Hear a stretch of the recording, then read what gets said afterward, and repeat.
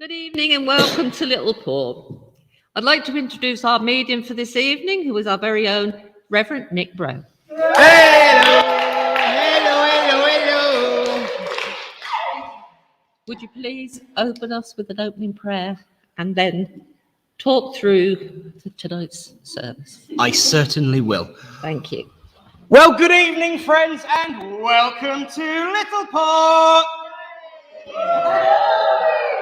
The good news, the milk is on its way after my little faux pas regarding the difference between yogurt and milk. I believe there's an advert where it says it's not milk, but it didn't quite go that planning, but never mind. So the milk is on its way for those that are waiting for a cup of tea. Either that or there's a cup of curdled tea in the kitchen that will be disposed of momentarily. But of course, some sad news. Tonight is the last service of 2021. But the good news, the really good news, is that it's only a fortnight until 2022. And as you can see, of course, we have the big machine showing the screen in the hall for everyone here so that we can see what everyone at home can see. It also means that Alan will come through louder, and there's also a special treat coming up during the service.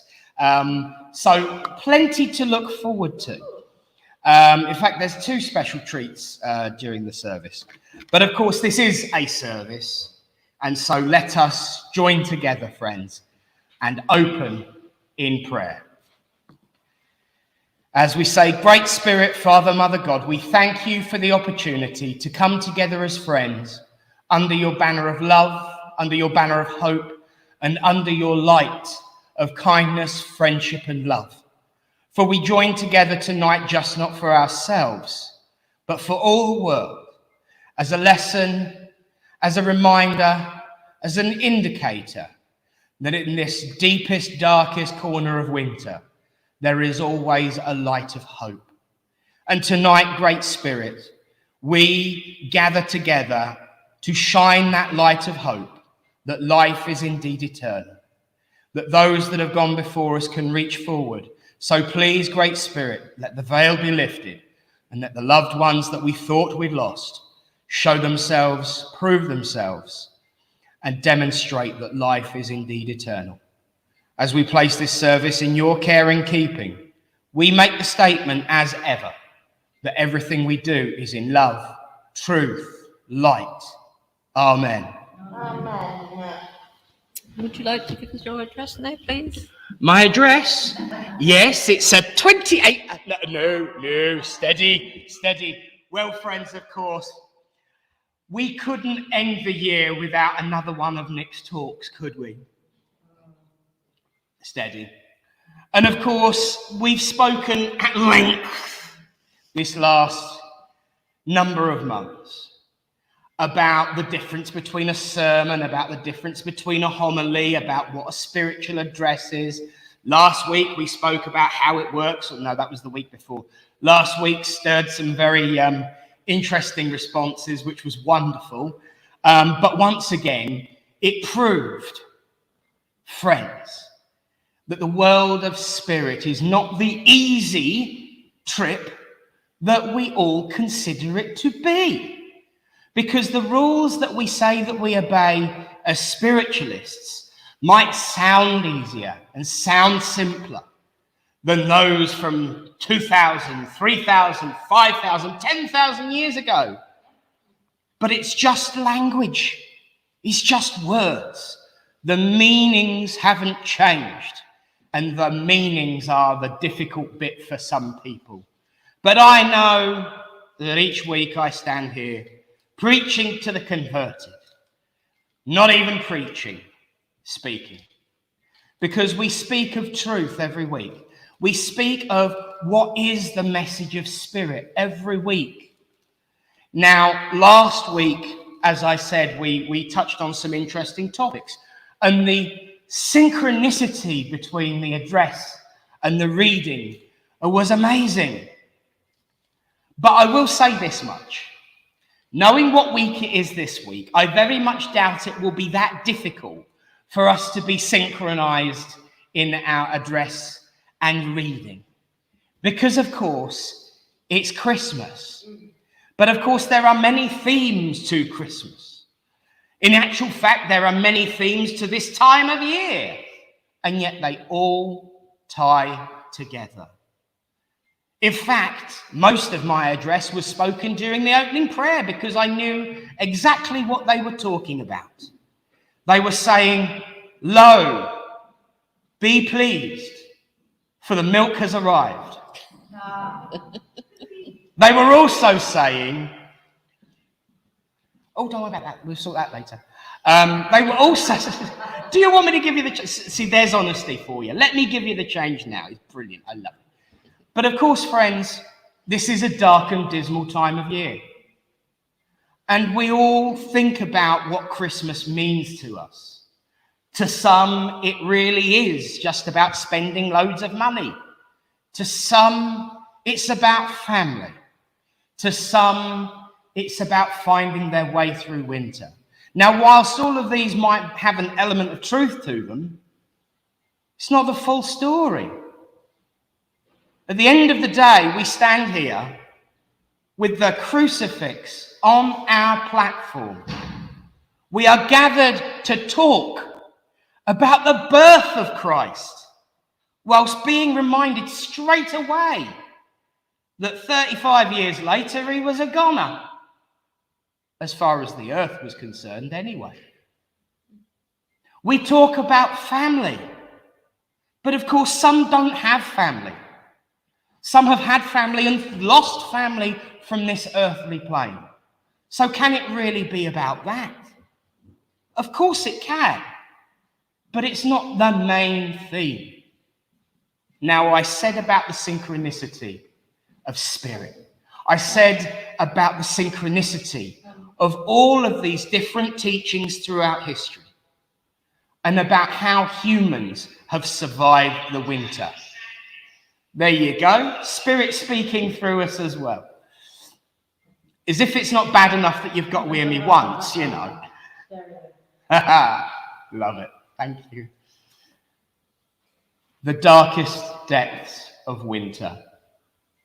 Think about that for a second.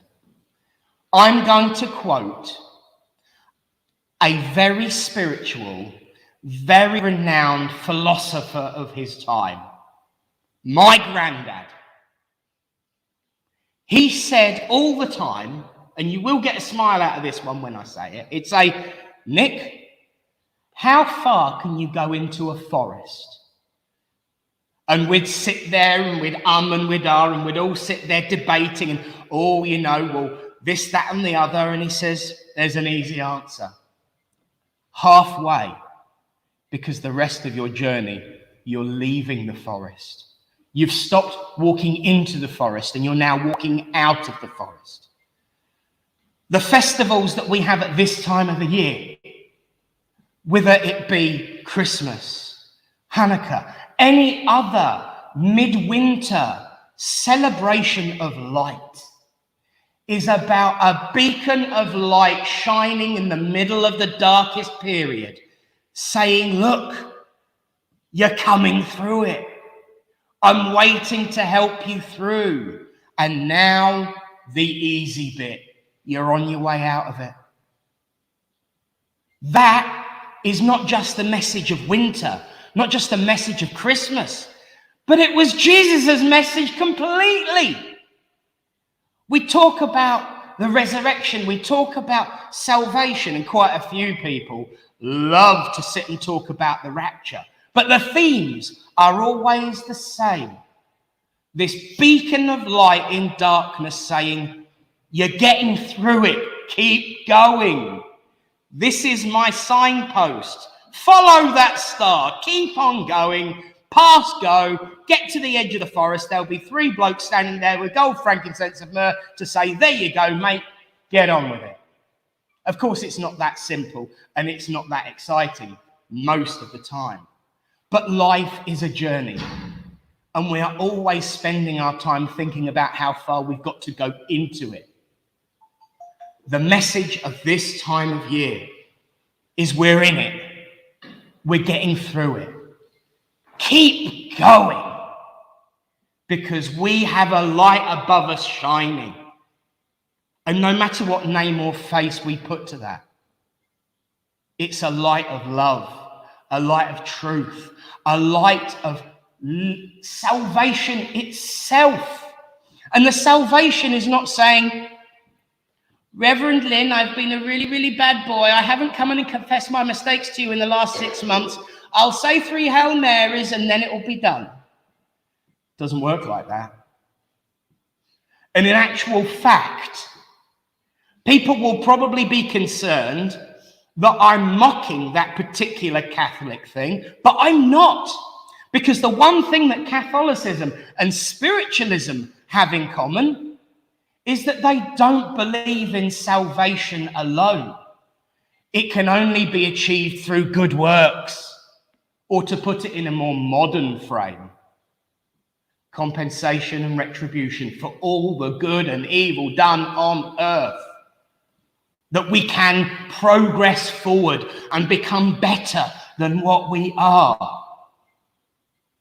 2,000 years ago, God decided to rip a piece of itself off, throw it down into the darkness, like throwing down the gauntlet and saying, you've come this far, now go further.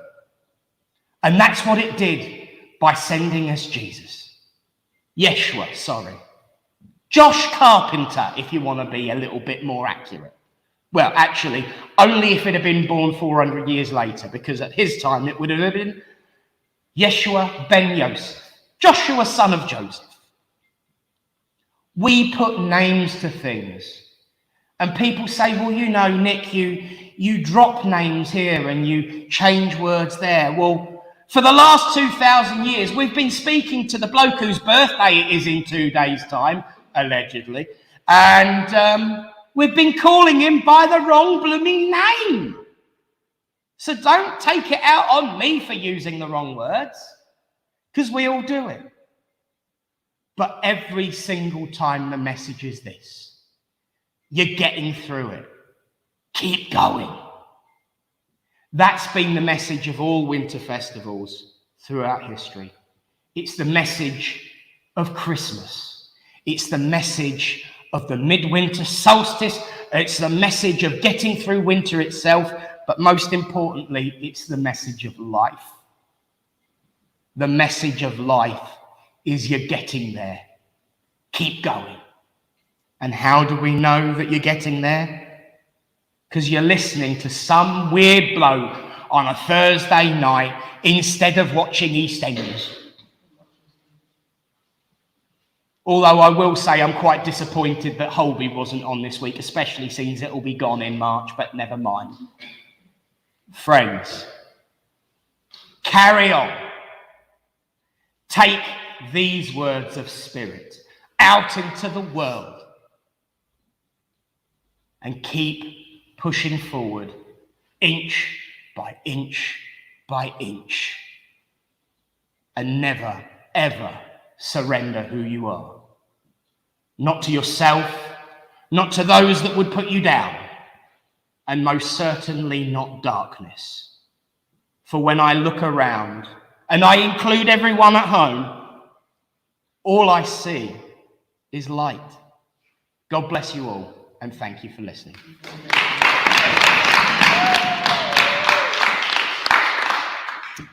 Thank you, Nick.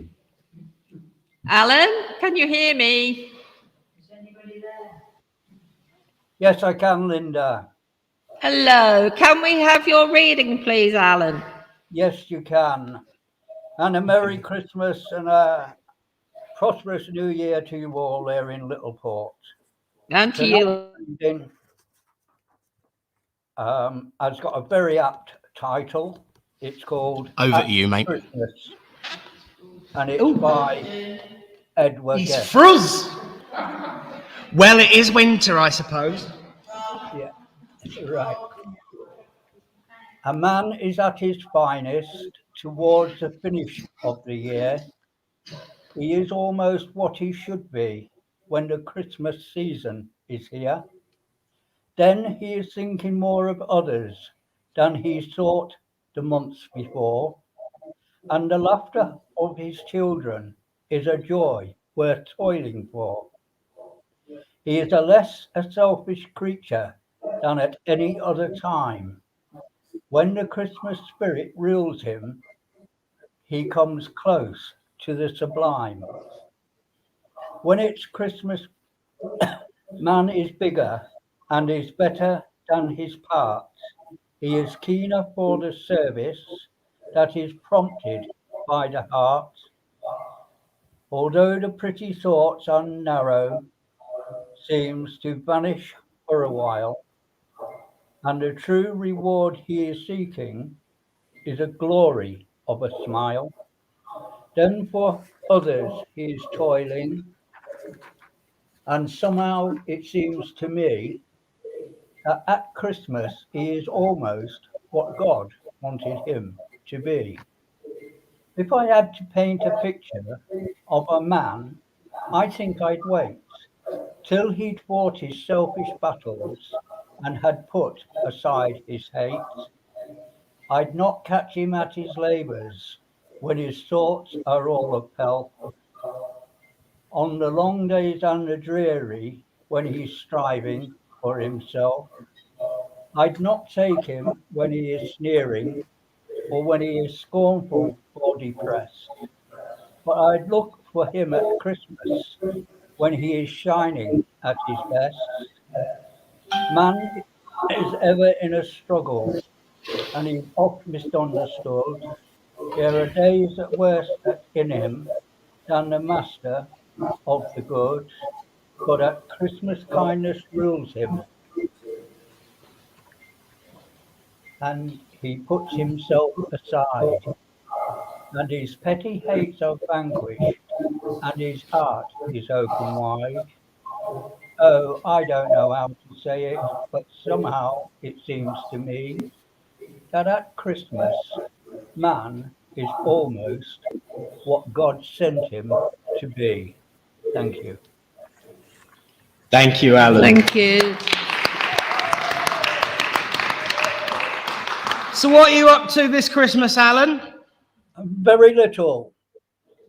You're not going searching for metal objects, are you? No, I'm going to family. I'll be with my son and my grandkids, Excellent stuff. so it'll be good. Good. Well, of course, we'll see you in a fortnight, but I hope to speak to you, of course, before then as well. Okay, mate, no problem. God bless you, my friend. Take care. Ladies and gentlemen, Reverend Alan! If you're wondering what that pinging is, we're getting Morse code from that light. Yeah. And while you're introducing the next part, I'm going to go and turn it off. Right. We have a guest speaker on here again tonight. Tony, are you with us? I am. Hello. Hello. How are you? We're fine, thank you. How are you? I'm very well, thank you. Good. Really looking forward to the next couple of days. I absolutely adore Christmas. Good. It's my favourite time of year. Bless you. What would you like to say to us then, Alan, Tony? Well, I had a list of notes this morning, which I've left on the kitchen table at home when I came to the caravan. So, but there we go. But it sort of ties in with what Nick's been talking about and what Alan was talking about as well, about there's always a phrase in the Christmas story in Luke that resonates with me, which is, and suddenly there were a multitude of angels and a heavenly host praising God and saying, "Glory to God in the highest, and on earth peace and goodwill toward mankind." Because for me, that is the essence of the Christmas story. It's peace and goodwill toward mankind, and it's about mankind striving to be the best version of themselves they can. And Christmas and the story of Christ's birth to me is God saying, I'm going to give you all the tools you need to do what it is you need to do and to be the best version of you that there is. And it's a bit for me like a parent saying to their children, here you go, I've given you this perfect little package of love and kindness and everything else. And it is time for you to go out there and to do it, get on with it, to be what you need to be. Oh, Pippin's decided she's joining in, as she does. So, and when you pair it back and you look at that story in the Bible in Luke 2, he doesn't send this out to all of the rulers of the earth. He doesn't send that message out to all the billionaires on Forbes' rich list. He sends it to shepherds sitting in a field watching their sheep in the pitch black dark, not far from Bethlehem. And you know, that's for me where that message needs to be to the ordinary people out there, and God to show them it's you I'm talking to. It's not the rulers for them to pass it down. It's you directly. So here you go. Go on and be the best you can. And as spiritualists, that's all we want for people, isn't it? It's to give them that strength, that hope, that knowledge that life is eternal. And what you're doing in the physical is preparing yourself for the next step of the journey. Like you said, Nick, we're halfway through. The rest of it is on the other side. So go on, go for it. And that's my Christmas message to you. Glory to God in the highest, and peace and goodwill to all mankind. Thank you for listening to me talk. God bless you and have a very, very Merry Christmas and a prosperous New Year.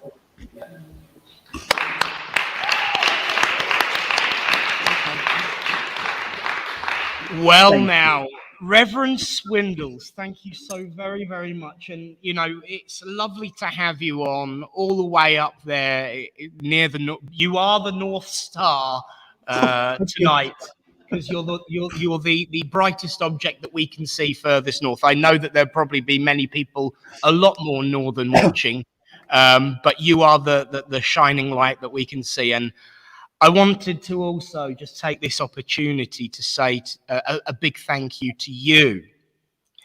It hardly seems possible that this year is drawing to a close. In some aspects, it's gone so very, very quickly. And in many other aspects, it seems to have lasted a lifetime. And I know that be the case for many people all over the world and many people that I know. But personally, from myself and certainly a young lady sitting next to me, we could not have made it through this year as a family, both biological and church.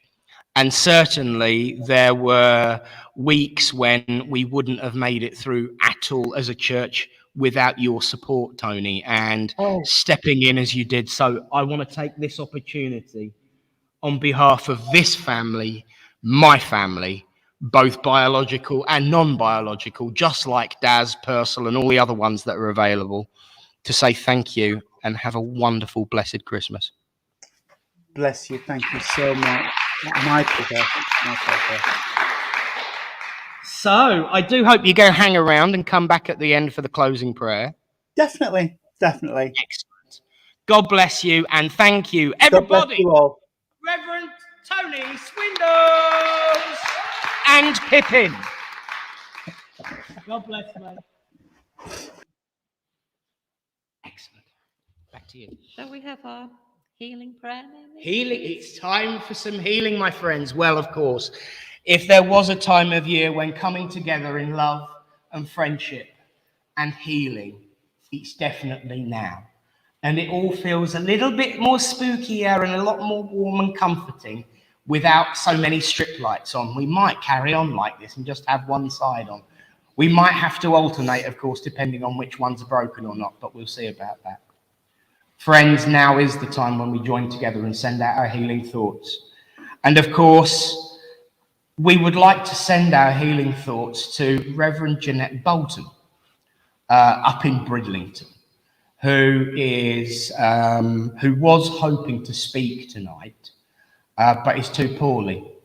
I don't think she'll mind me saying she's got to have a triple heart bypass. And in spite of all of that, she still carried on opening the doors of her church and serving spirit up until 2 weeks ago. So there's the power of spirit and there's the power of healing, because she's also a very worthy healer too. So it's time for the healer to be healed. So please include Reverend Jeanette in your healing list. And of course, we were going to have speakings from Reverend Sarah too, but unfortunately, she's got other engagements that captured her at the last minute. But of course, she's a very busy body, so she could do with some healing too. So let's send a lot of healing, love and upliftment to the general Bridlington area. Friends, all those that you know that are in need of healing, please include them too. I know there will be names included on the video in the comments as well. We think of all of you as we say, Great Spirit, Father, Mother God, here we bring unto you all those who are sick and suffering and in need of comfort, be they sick in mind, body or spirit, that it may please thee to heal them. This we ask for those we know, for those we do not know, and those who have no one to ask for them. We ask for them now.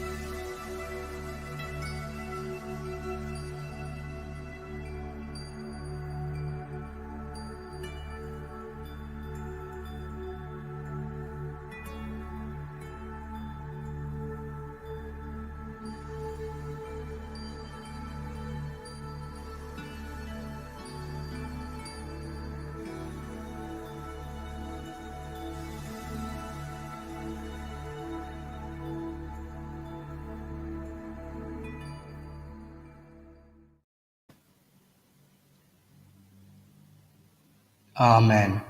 Amen. Well, to everyone in the hall, isn't it nice to be able to hear the music properly? Friends, back to the chair. Well, it says on here now, a word from Reverend Lynn. So what word have you got for us? I think there'd be more than one.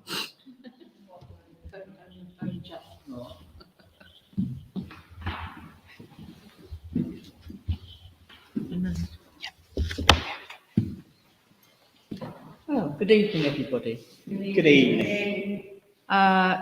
Synchronicity, Reverend Nick. You know, it never fails to amaze me. It doesn't matter how many years you're in this movement, and some of us have been here a long time. Doesn't need saying, really, does it? But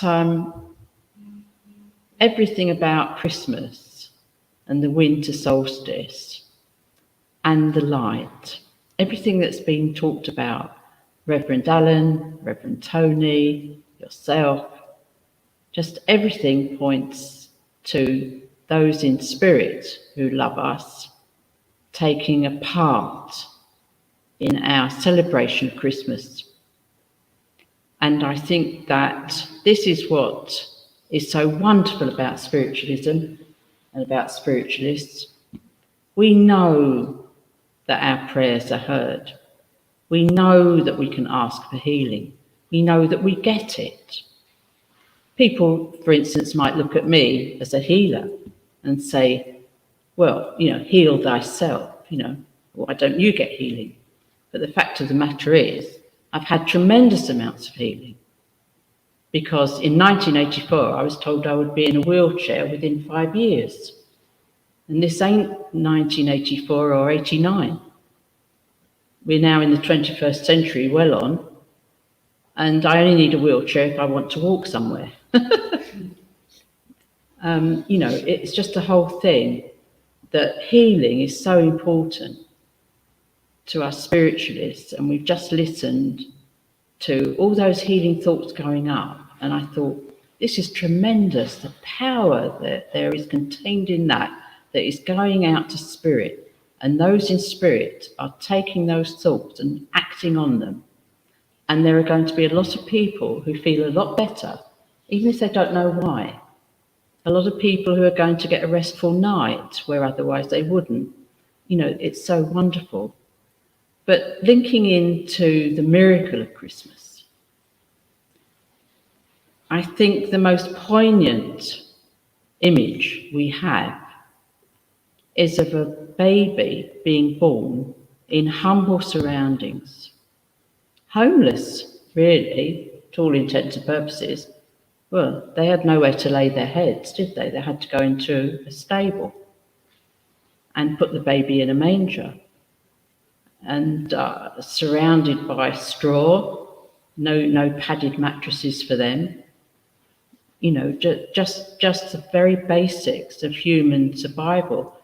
Some shelter and somewhere to rest their head, and for her somewhere to have a child. And the image of that mother and father and God the Father being present at that time, knowing what we know about that baby was going to be blessing the world with his light, and knowing that he wasn't going to live as long as perhaps he should have, and that he was going to actually be put to death just 33 years later, Reverend Nick, approximately, of course. And to know that strength of love that was there was going to have to carry them through as human beings down here, the mother and the father and the family, knowing that was going to happen. And I think when we see those images, we have to understand that there is a miracle in that birth itself. We're all here because we were born. And when you hear people talking about, babies who aren't born here, they don't get a chance, you have to think about that we are all here. And people who say that certain babies shouldn't be born were babies themselves once. And they're glad they were born, aren't they?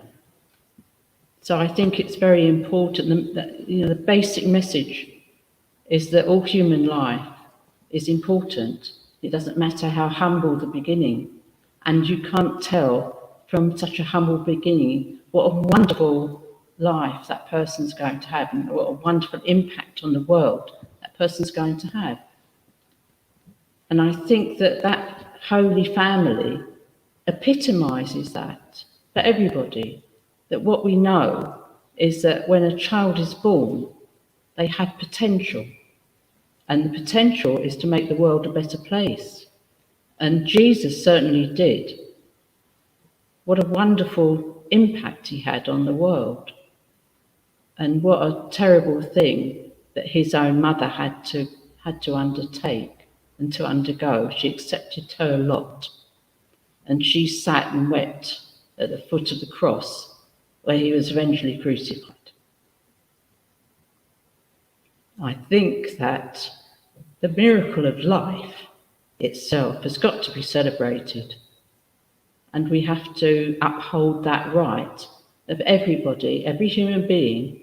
It doesn't matter where they are, where they're from. He was in the Middle East. He didn't speak English, and he had nowhere to stay with his family for the night. Doesn't matter all the circumstances.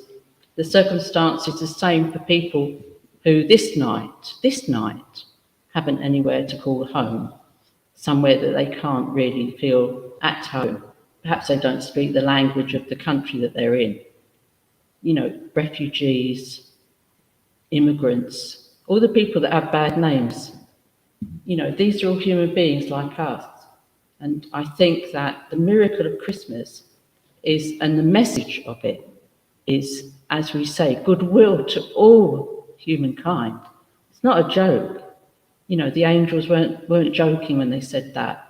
And Jesus himself spread so much light. And I think, you know, to say that he is the saviour and light of the world is not too small an epithet for somebody like that.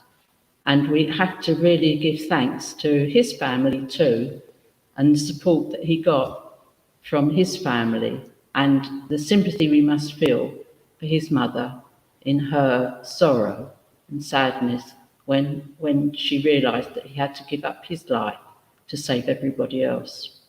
And I think that the miracles that we understand as spiritualists do happen. You know, it's not good enough for people to say, oh, well, it's just a story. Oh, it's just a story, it can't have happened.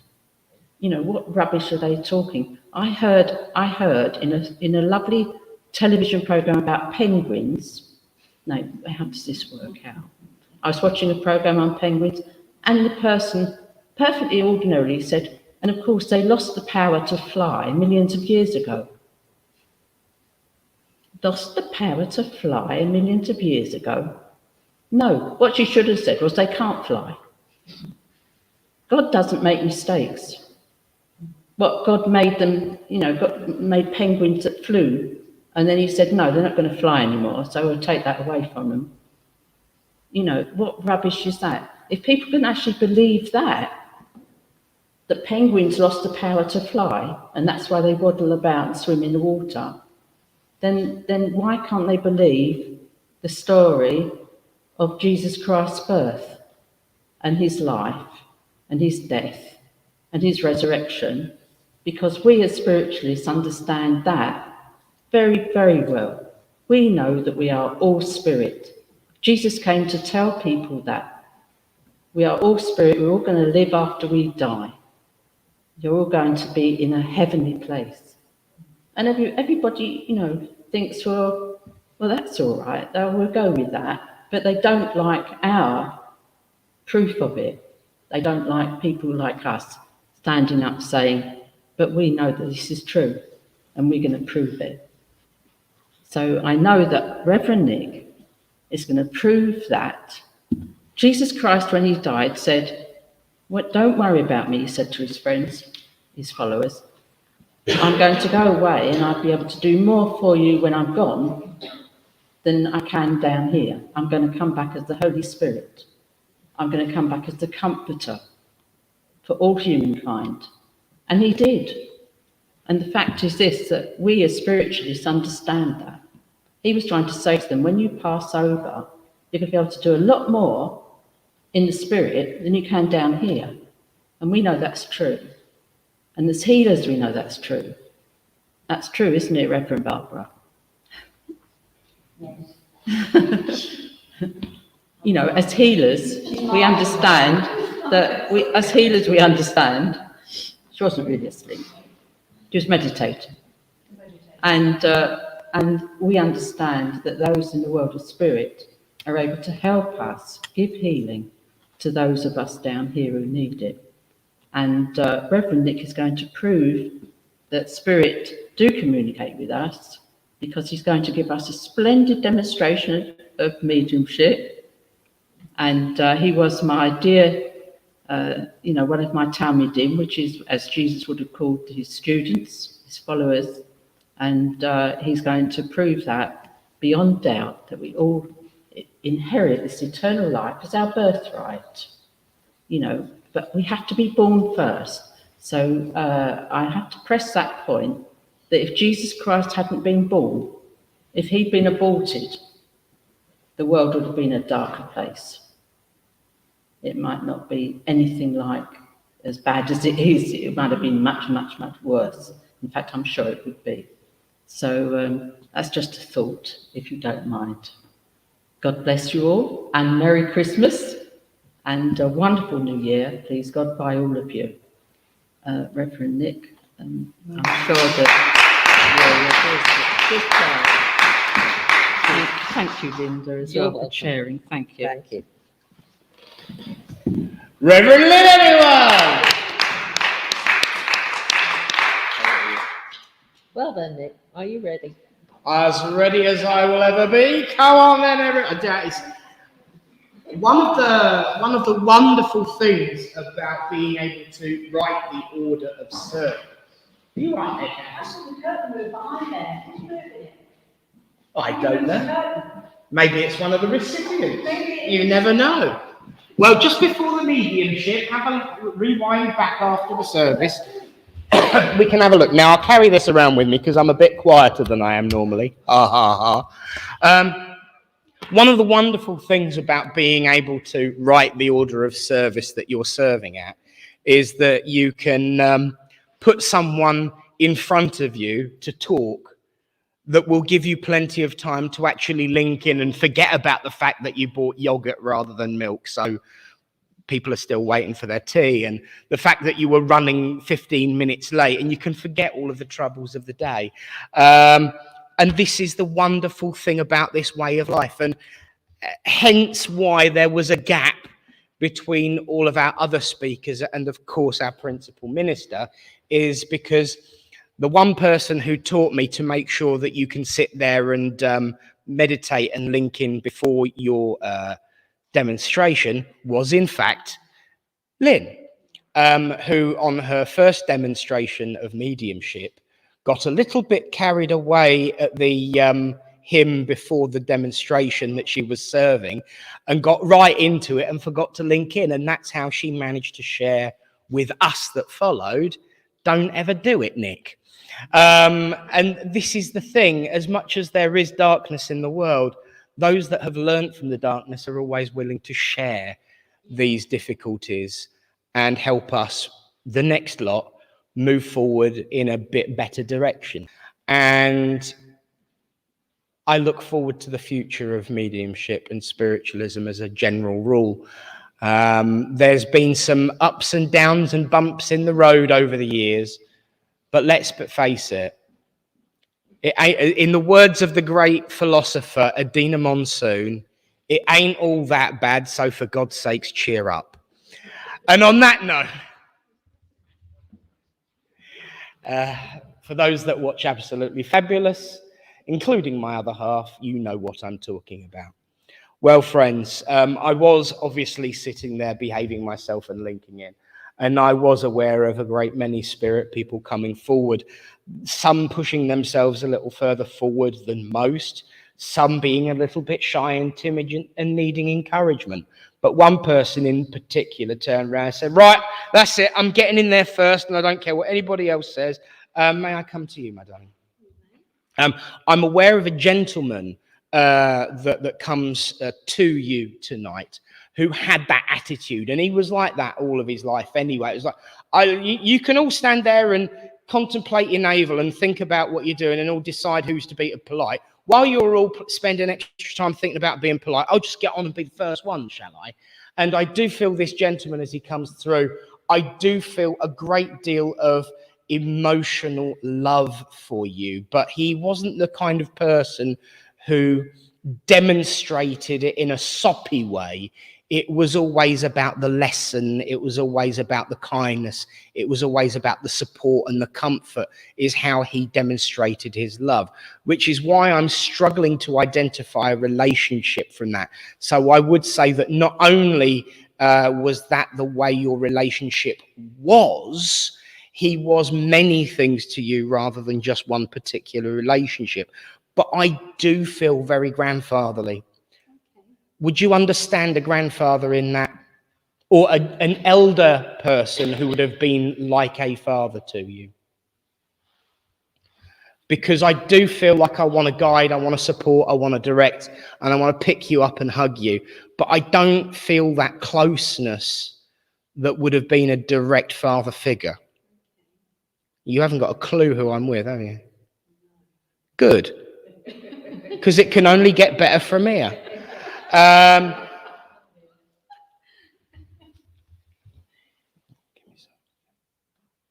Right, okay, thank you.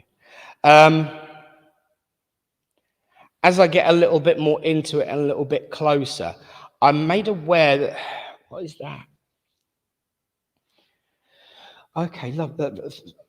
Really? Okay, nice. Okay, thank you. Right, what he's showing me now is this really... You know how some houses have picket fences, some houses have chain fences, and some houses have really, really thick brick walls out in front of them. I'm being shown him living in a house with a excuse me, with a really thick brick wall in front of it.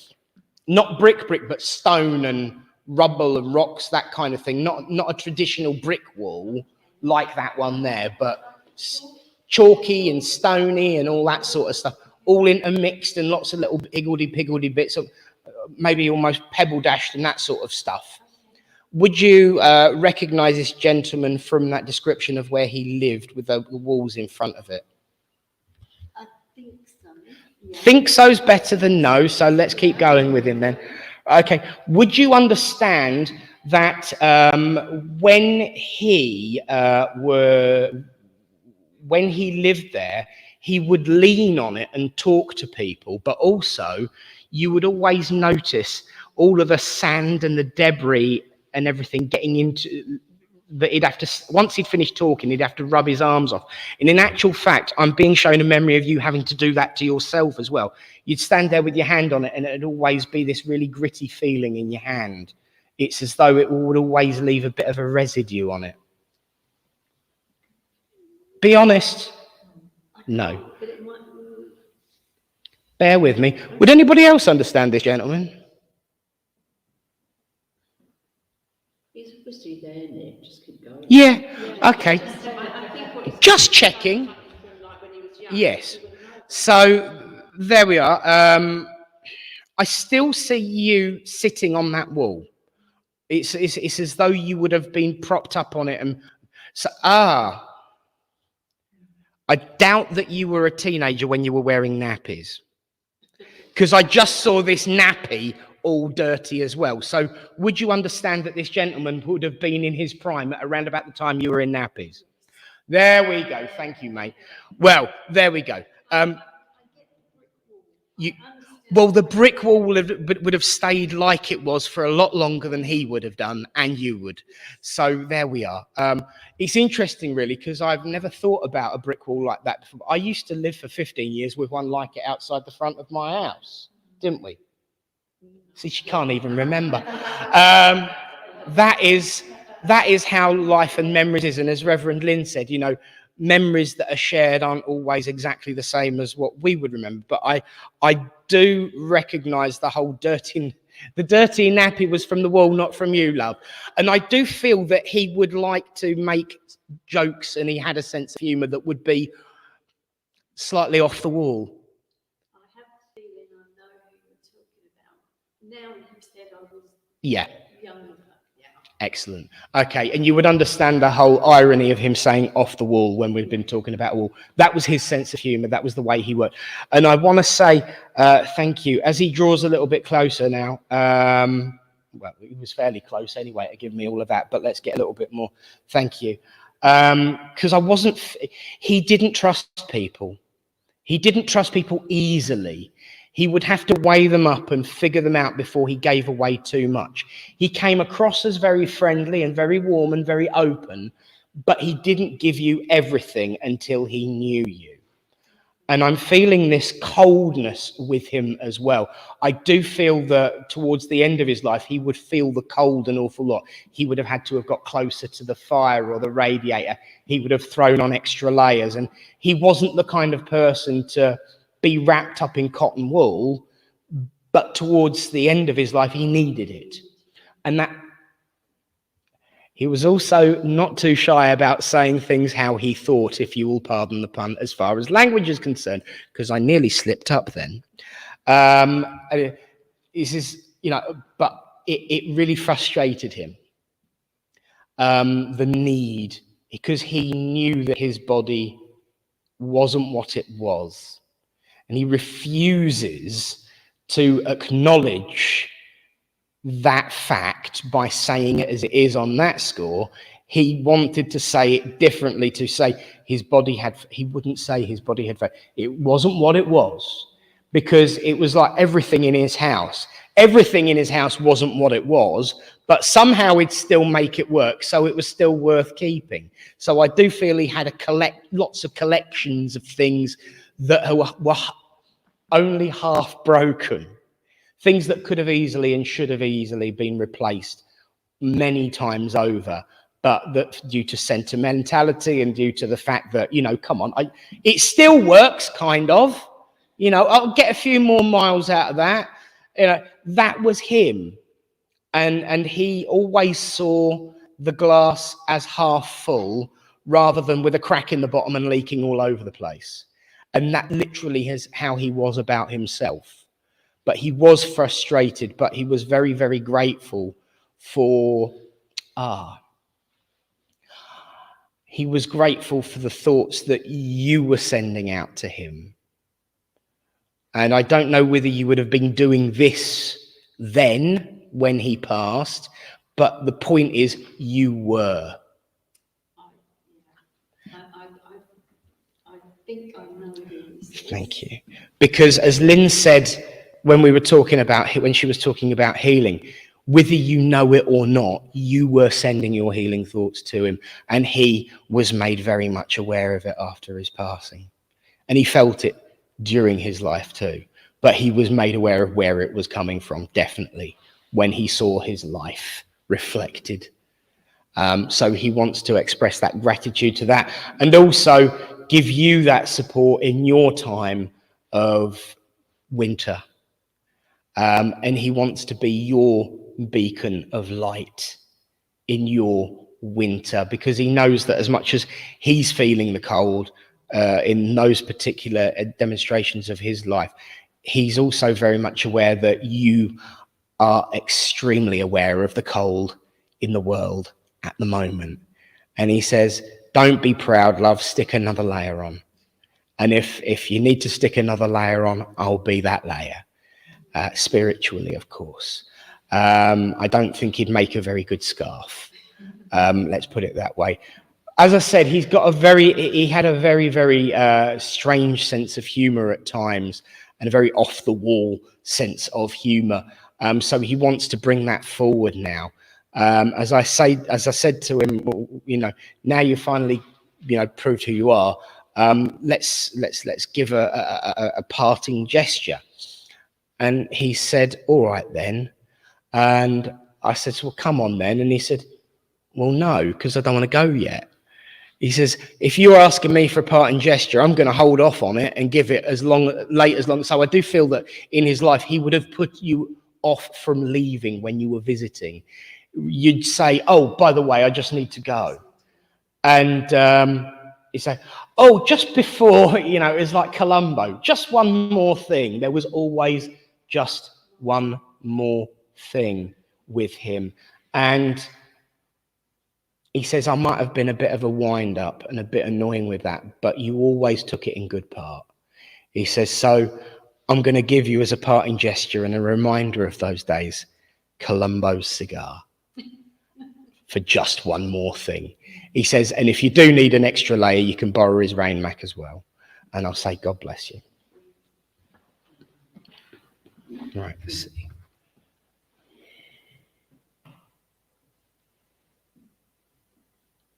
Columbo, eh? The things they make use of in the world of spirit. It's very strange because I do feel like I'm working different to what I would normally tonight. And I'm very much aware that I'm speeding up because we are running a little bit behind tonight. But may I come to you? Because normally when I'm working, I have something to say between messages that leads me into the next message. But for some reason, I've been subdued tonight. I think Spirit is saying, you've had your fun throughout the year. Now be a bit quiet for a change, especially if I've got to get closer to Barbara, to give you your message. He says, don't upset her ears as much as you do from over there. Once again, I have a gentleman, thank you. I have a gentleman coming forward who did have a bit of a wit about him, who was a bit of a wind-up merchant, but a far different way to that. He would come across to people a little bit derogatory from time to time, and could easily offend people. He says, but they were usually too soft to understand that I was only having a joke. So once again, there's that element of not caring about, people taking him too seriously, because they did. And that's their problem, not mine. I was all about a bit of a giggle. And yes, I might have gone a little bit too close to the line from time to time, but it's not like I ever crossed it. I am feeling that this gentleman passed with a heart attack, because I can feel my chest pounding. In actual fact, he's been about all day waiting to speak to you, because when I laid down for my half an hour meditation before the service, before I came tonight, I could feel him. I recognized his presence, and I could feel my chest pounding and pounding and pounding. It wasn't just about his heart condition, though. It was about the excitement about being able to see you again. And he says, all right, I see her as often as I want. That's not the point. To be able to actually say what I want to say and be heard. Because I keep trying to give her information and messages, and she don't blooming listen. Would you understand this fatherly figure? It is about fathers tonight, but then there you go. Irony. This fatherly figure with you, who is so excited to be able to put you in your place. He says, I'm only kidding. You know I wouldn't do that. But he did come across like that. He would lecture you. But it was never a strict and cruel lecture. It was always for your good and your benefit. It was always about making you that one stage better, about reminding you, just like I said at the beginning, and as has been the thread throughout the whole service, you've come this far. Now go further. He says, thank you. I'm very much aware. Thank you.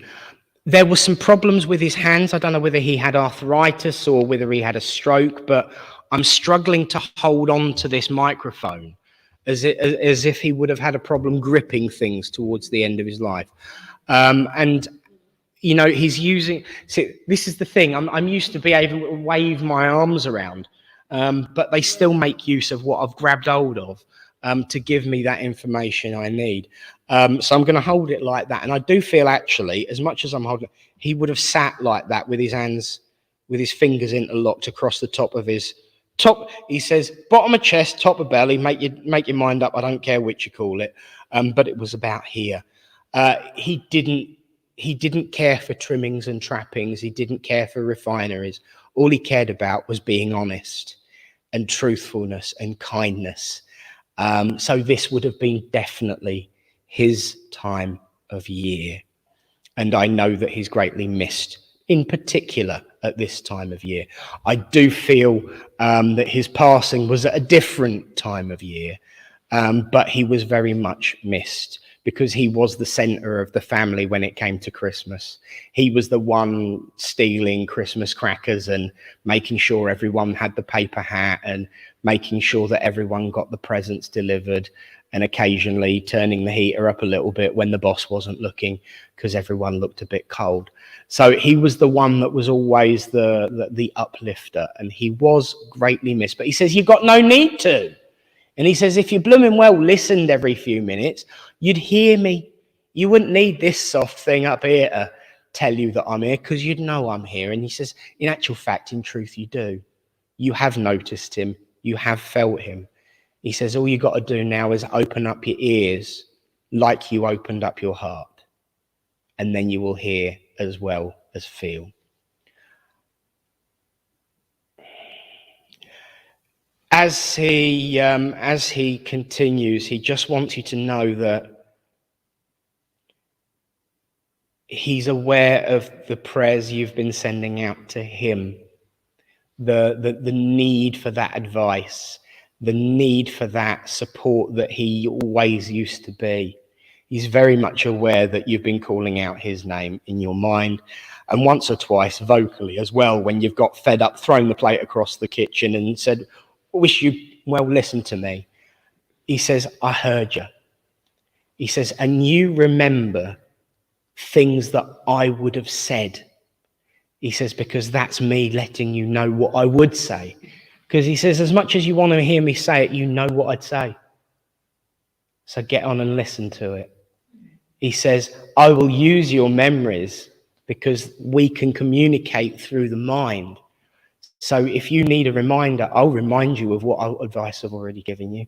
That's how mediumship works. That's why I gave someone a brick wall that was in front of a house that I haven't lived for in 20 odd years. Because they will use our memories, just like he uses your memories of him to communicate that advice and guidance that you need. I don't know whether this is him or you, but I'm feeling quite breathless at the moment, as if I'm short of breath and a little bit. I don't feel it's to do with an illness. I feel that it's to do with just being too busy and too unable to catch my, thank you. Talk about, listen, catching my breath. I'm struggling to catch, and it's you, not him. He says, well, you know what you do when you struggle to catch your breath when you're being physically exerted? You stop. And here comes that sarcasm from him. You know what? You just stop. Catch your breath before you try and carry on without it. Because that's all you've been doing, he says. You've been trying to carry on without catching your breath. He says, well, you left it 3 miles back down the road, so go back and start again. He says, but don't worry. That 3 mile back down the road is nowhere near at the halfway point of the forest. I do feel he would have always had a tall tale and a lovely way of emoting and explaining his lessons. And I certainly think the halfway into the forest one was right up his street. Just like how, I think him and my granddad would get on quite well, actually, because he just reminded me of how long's a piece of string? Twice as long as it is from one end to the middle. And so there, you know, it's all these wonderful little memories of all the advice that he set you up with. But go back, catch your breath, and start again. And I will say, God bless you, and thank you for listening. Okay.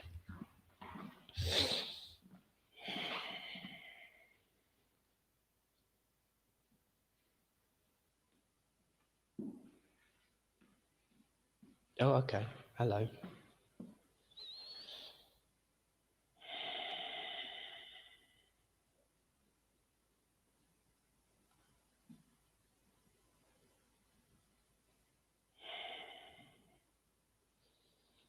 Really? Okay, fine. Hello. May I come to you, madam?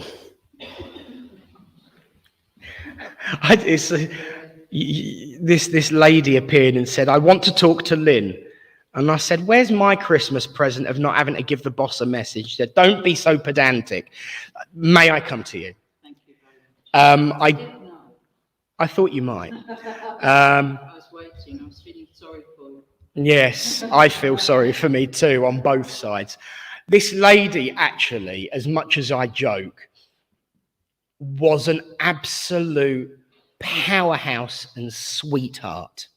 However, that was on the inside, because you had to get through the hard shell exterior in order to get that for yourself, because she did not suffer fools gladly.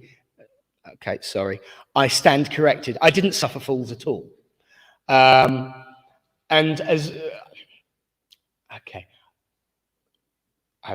I'm only allowed to reference this because you said it once before. I don't know what about.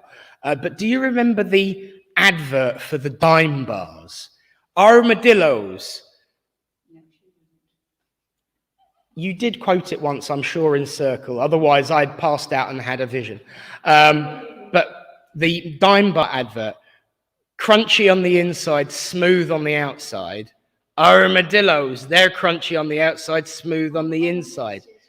See, you do remember, you see. I was reminded of that memory by her. And I do feel that perhaps she was the one prompting it, because I do feel that not only did you, this lady is very helpful towards you in your work, both as a human being and as a spiritualist. Okay. All right. Isn't it nice how they always show themselves at different stages of their life to catch you out? Yes, all right, I'll say hello now. She was very much about order, about formality, about politeness and manners. And she was always about making sure that things were done in the right order. Thank you.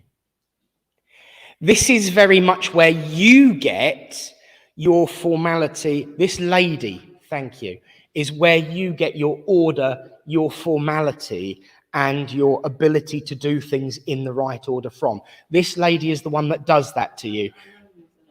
Because what she's telling me, thank you and Merry Christmas, is that before I started helping her, you should have seen what she was like. And although you were, in fairness, very disciplined, it was only about the things that you wanted to be disciplined about. Everything else out the window. I'll tell you who it is. Her name is Eileen Roberts. Yes. And she was the head of the Institute of Spiritualist Mediums. And she rang me when I was appointed editor of Psychic News, only to tell me that she was pleased to see in some of my writing that I'd retained some of my mediumistic qualities. And I was already a working medium. Yes. Well, You know, she was never convinced. no. What I will say to you is she's now telling me to say to you, he's the one giving the message, you're not. Let him give the evidence. Because what is it you always used to be told and that you passed on her behalf to all of your students? Don't feed the medium. And it's one, I love her. I'm aware that I've met her in circle before, but she showed herself very different. And I do feel that this is what she does with you. She has a different hat and a different costume for the different aspects where she comes to you. She will come across as Eileen from the Institute when you're doing your mediumship, but she will come across as Eileen the woman when she's talking to you in other aspects of your life. Because not only does she take an interest in your mediumship, she wouldn't have just rung you to talk about your mediumship. She would have rung you and talked about your mediumship, but then would have continued and wanted to know every in and out and aspect of what you'd been up to. It was never about work. It was about the friendship. And it was a friendship. As much as she does come across as this force to be reckoned with, she also wants to back that up and remind you that she was a force to be reckoned with on behalf of those she cared about. And she does very much want you to know that she's thinking of you at this time. Thank you. Thank you. And she puts it in that word. I do feel that once again, she was very careful and very clever with her words in order to make sure that you've said this to me before, and I've never known where you've got it from. I do now. She will give you enough so that you know what she's talking about and nobody else does. Also very much made aware. Thank you. Thank you. I know a bit about you, quite a bit, which must fill you with fear and horror, especially when I use those words, especially when once upon a time in Circle you told me that one day I'd write the real expose of Reverend Lynn Gibb to Swarte and all of those wonderful things we shared. But there are still things that I do not know that you have never shared. And I was made aware of it when I was sat down. As much as you thought I was getting ready to link into spirit, I already had. I was listening to you as much as resting. And I knew somebody was going to get this, but I was not aware it was going to be you. Because as much as I know how many children you have on the earth, I'm aware that there is another. And I didn't know that. So the point that I am making is that that child still wanders to and fro between the worlds to say hello. And I'm being made aware that you very much had this child in your mind when you were speaking earlier. And so I will give you that child's love. Thank you. I will also, before I finish, I love working with her. She would have done that to you, because you would have tried to start. And before I finish, just a reminder, I'm still talking, Lynn. Oh, she's a lovely, lovely woman.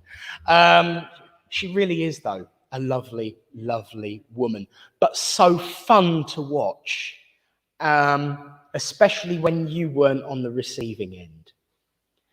And that's her final thought and her final word and her final message to you of this demonstration is to say to you, stand back and watch, because someone is about to be on the receiving end of this woman.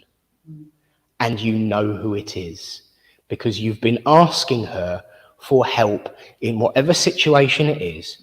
And she says, Lynn, I'm there, like I always was. Just stand back, turn the key, and watch me go. So I will... Thank you. That's where it came in. I've heard this all night, and it does tie in with everything that was said, and especially with what you said. I always told you to leave it to Spirit. Well, now I'm Spirit. Leave it to me. And I will say, God bless you. Thank you very much. Thank you. God bless you. Now you can speak. I didn't do no other than what I was being told. That I thought Gordon was bad. She was amazing. Yes. Amazing medium and amazing teacher. Yes, definitely. It was a pleasure to work with her. Very, very old school. Yes, I felt that, definitely. Right, I think I've got time. Have I got time for just one more? Thank you. When I saw how much time I got to demonstrate, knowing what a gobby little what's-it I am, I was worried that I wouldn't get round to many people. I think I've already broken my last record from my last service, so hey. Thank you.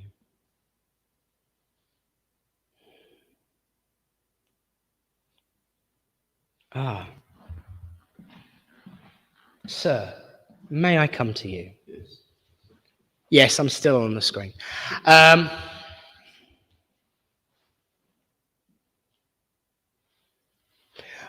Yes, of course, thank you. Right, so I was made aware of this gentleman earlier on as I was linking in and getting ready to do the demo, and I just caught a fleeting glimpse of him running around the hall as if he was organizing everyone and everything and getting... But this man, as much as he was the center of the universe in all that he did, he always shied away from the attention of it. It's almost as though he was the one in the background pulling the strings. He would do all the work. He would make all the effort. A bit like if I were to turn around from the platform when I'm chairing and say, oh, and now we must say thank you to... I would be silenced. He didn't like the attention. He was a very modest, hard-working man who really, really was only happy doing the work, never taking the praise or the thanks for it. Would you understand that this describes a father figure in your life? Would you also understand that you learned a thing or two? But he says, I'm glad that you won't say no to thanks. You try, and you always think of him when people try and say thank you and acknowledge you, but you end up giving up because he would never give up telling people not to say thank you. But you just get so bored of having to repeat yourself, you just give up and let them do what they want. He says, good. because you do deserve praise, you do deserve thanks, and you do deserve a pat on the back every now and again. He says, I did what I did because that was just me. I also feel from what he's giving me is that he felt it was his way of paying back. I feel that there were lots of things that happened in his life, that there were many things that he perhaps blamed himself for that he shouldn't have done, and that he felt by being good and helping others was in some way making up for misdemeanors of the past. Would you understand that? Yeah. Would you also understand that he's talking a load of baloney? To a degree, yeah. To a degree, yes, good. That makes me happy. It also makes him happy because it means that he wasn't wrong, but it also means that he wasn't as bad as he thought.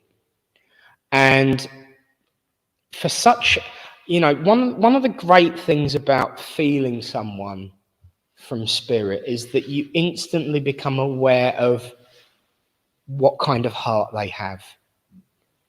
And he has a wonderful heart, but he didn't think he did.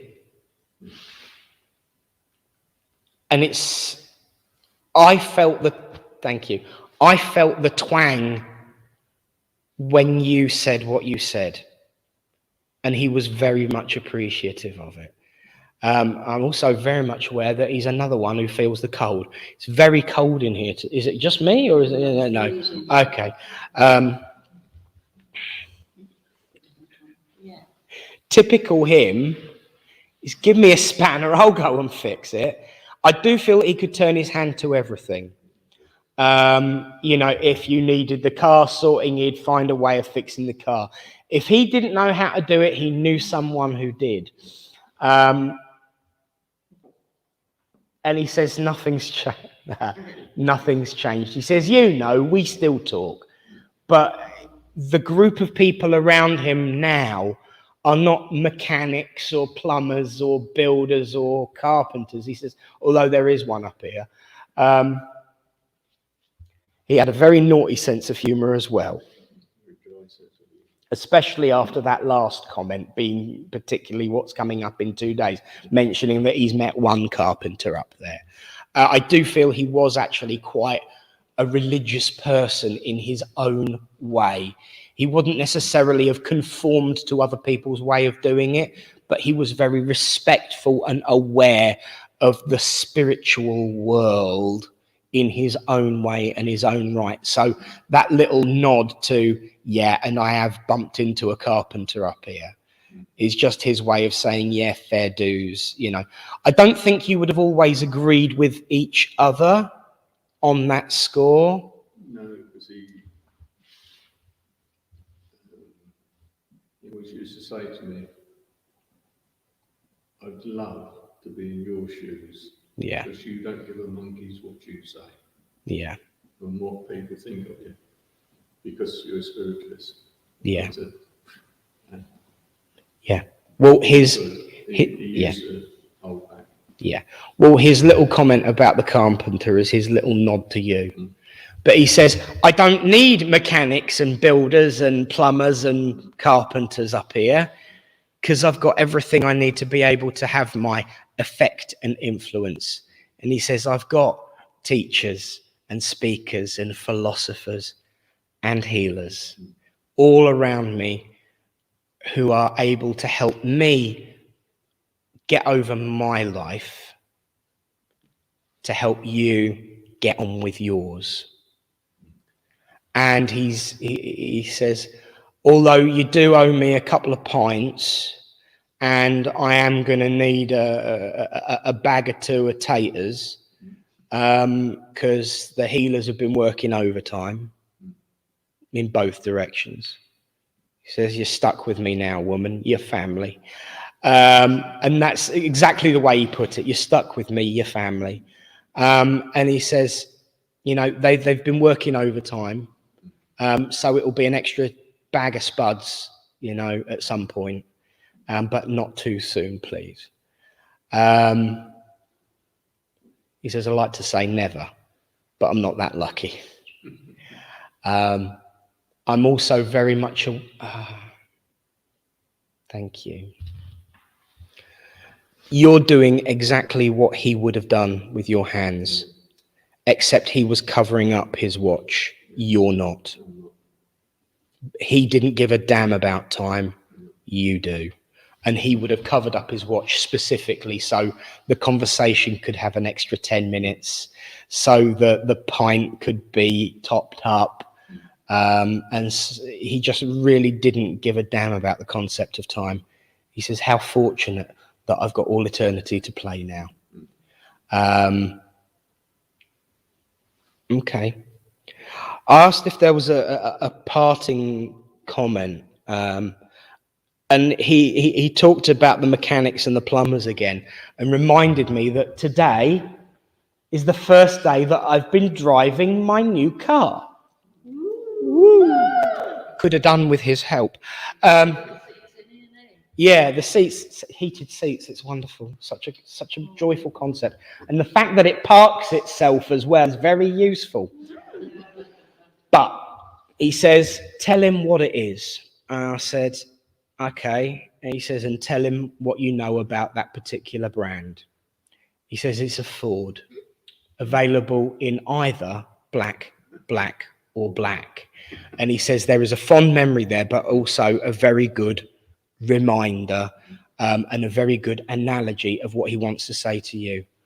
I will always be here to help, but it will only ever be in love, or love, or love, and nothing else. And I'll say, God bless you. Well, friends, that is a demonstration of mediumship. I actually think I've done more than I would normally do in twice the time. Nothing like a bit of pressure, eh? Thank you all. Before I hand back the service, I just want to take this opportunity to thank you all so very much for all of your friendship, your kindness, your love, your support, and everything that you have done for me and my family and for this church over the last year. And here's to 2022. So God bless you all, and thank you.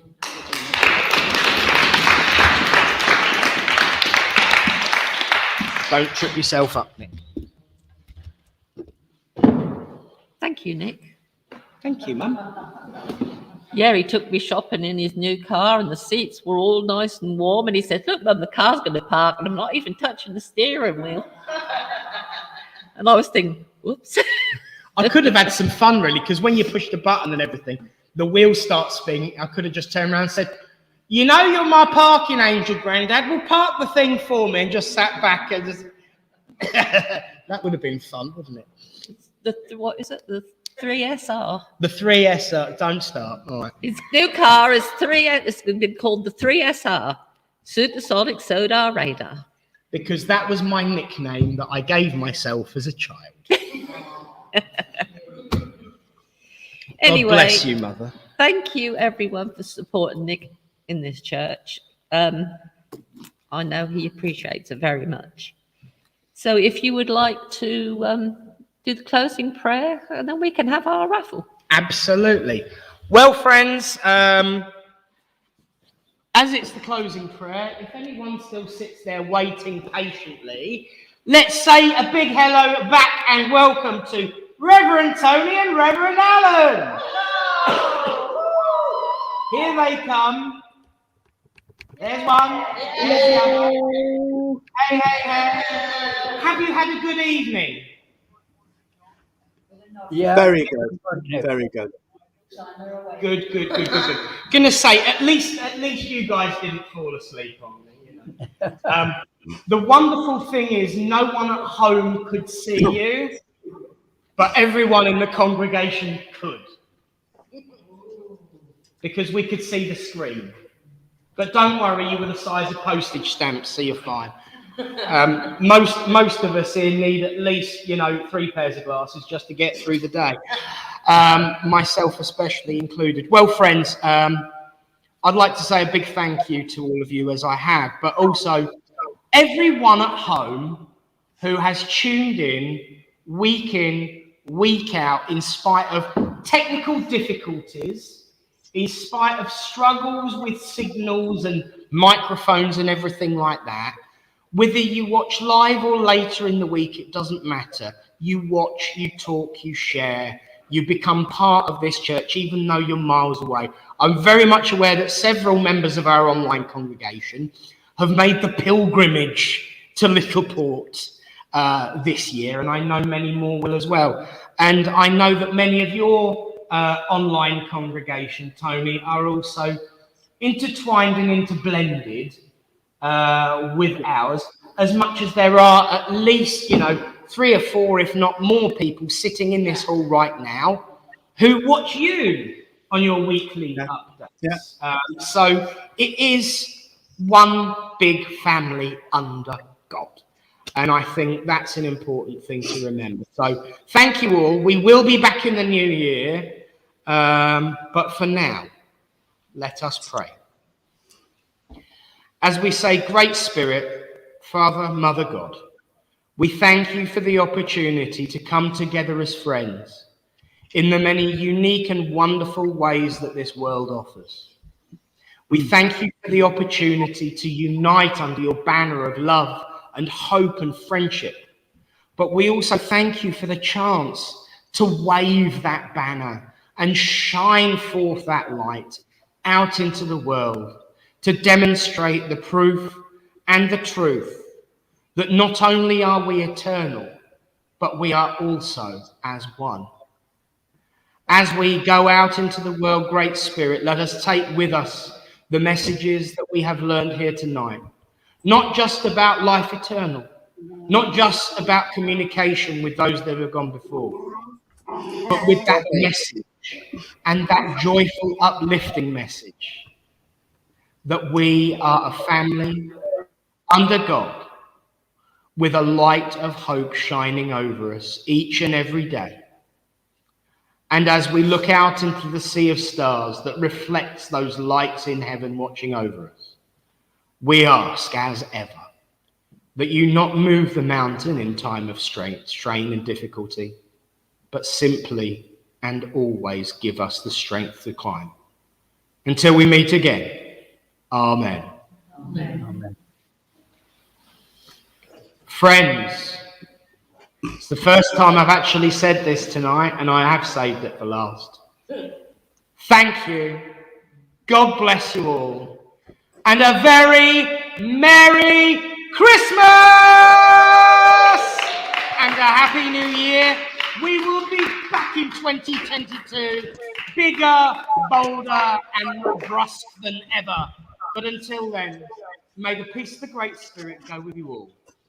Us here are going to have a raffle, and in actual fact, you didn't think I would forget now. And I know that it's on the portrait, so I'll be careful. Here we go. This is tonight's Bullies special prize. Remember, function print screen if you want a copy of your own. But if you want the original, you've got hands and nipple and joys, isn't it? So, friends, Louise? we're going to have a raffle, and now we've got milk rather than yogurt, we're going to have cup of tea. Poor old Barbara's been waiting 2.5 hours. God bless you both, thank you for being part of the service. And God bless to everyone at home. God bless. Merry Christmas. We'll see you next year. God bless and good night.